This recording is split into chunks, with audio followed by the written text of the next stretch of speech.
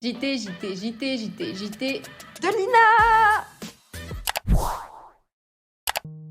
Boum Boum, l'Académie du savoir d'école. Les cerveaux ont chauffé aux cérébraux lors de la toute première masterclass organisée par GoMind. On dit que les plus grandes montagnes sont faites de petits cailloux. Je suis très contente que le premier ait été posé. Ça a été un temps riche en partage et en apprentissage. Rodrigue Fuoso nous a permis de faire le tour de l'architecture serverless, cas pratique à l'appui.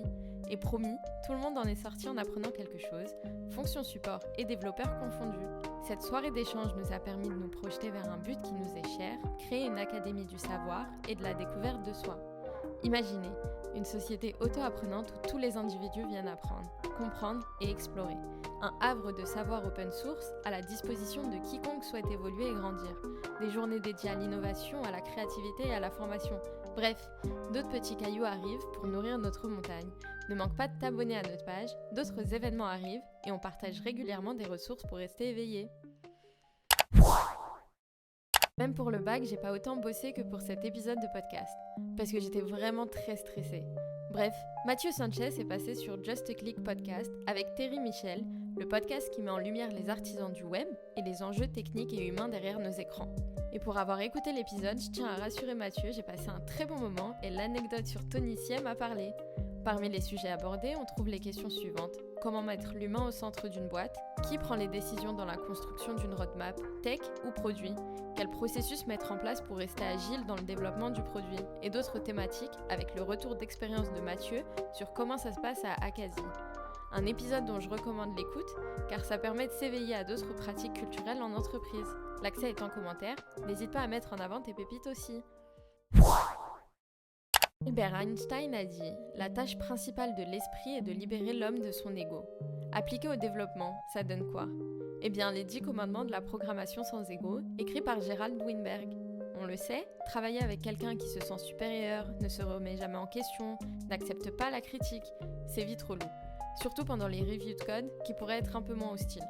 Alors, pour optimiser les codes review et l'ambiance générale au bureau, on fait un tour dans les 10 commandements pour une programmation egoless et on voit sur lesquels travailler. En voici une petite sélection.